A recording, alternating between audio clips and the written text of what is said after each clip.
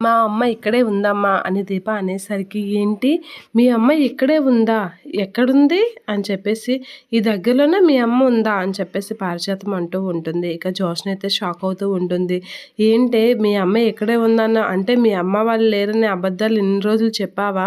మా దగ్గర అనాథగా నటించావా? అనేది అంటూ ఉంటుంది. ఇక దీప అయితే చాలా కోపంగా జ్యోత్స్న కాస్త చూస్తూ ఉంటుంది. సుమిత్ర అయితే అలా చూస్తూ ఉంటుంది. కొంపదీసి మా సుమిత్రని మీ అమ్మ అంటావా ఏంటి?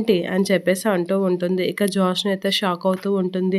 గ్రాని ఎందుకు ఇలా చెప్తుంది? నాకెందుకో దీప ఇంటికి వచ్చి నుంచి తన మాటల్లో తేడా ఉంది. దీపకి దాస్ బాబాయ్ గట నిజం చెప్పేశాడా ఏంటి అని అయితే కంగారు పడుతూ ఉంటుంది. ఏంటి అలా చూస్తున్నావు?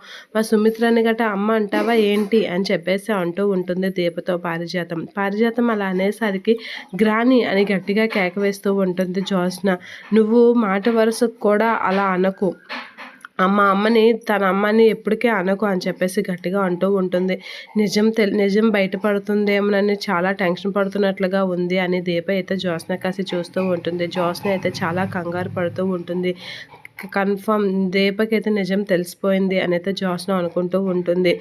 నిజం బయటపడినప్పుడు నీ పరిస్థితి ఏంటి జ్యోత్స్న అనేది అనుకుంటూ ఉంటుంది దీప. ఇక అవును అత్తయ్య గారు, మాట వరుసకు కూడా దీనికి నేను అమ్మని అని అనకండి మీరు అని సుమిత్ర గట్టిగా అంటూ ఉంటుంది పారిజాతంతో. ఆ మాటకి దీప అయితే కొంచెం ఫీల్ అవుతూ ఉంటుంది. ఇక సుమిత్ర అన్న మాటలకి దీప అయితే చాలా బాధపడుతూ ఉంటుంది.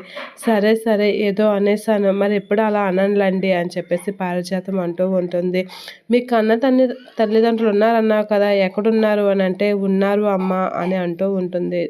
పారిజాతం అయితే షాక్ అవుతూ ఉంటుంది. ఇక జ్యోత్స్న కూడా షాక్ అయ్యి అలా చూస్తూ ఉంటుంది.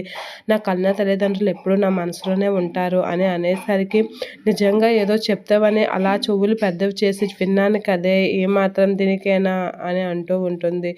ఇక సుమిత్రమ్మ వీళ్ళందరూ అయితే అలా చూస్తూ ఉంటారు. బొట్టు పెట్టుకోండి అమ్మ అని దీప తిలకం ఇచ్చేసరికి, అది నువ్వు ముట్టేసరికి అమంగళం అయిపోయింది. పుణ్యస్త్రీ పెట్టుకోవాల్సిన బొట్టు నువ్వు చేతులతో తీసుకున్నా అది అమంగళమే.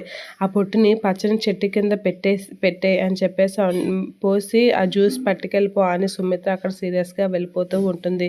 ఇక జ్యూస్ పట్టుకెళ్ళిపోతున్న దీపని ఆపి, జ్యూసు అలాంటివి నాకు ఇవ్వచ్చు పర్వాలేదు అని చెప్పేసి పారిజాతం అయితే ఆ జ్యూస్ తీసుకొని తాగేస్తూ ఉంటుంది.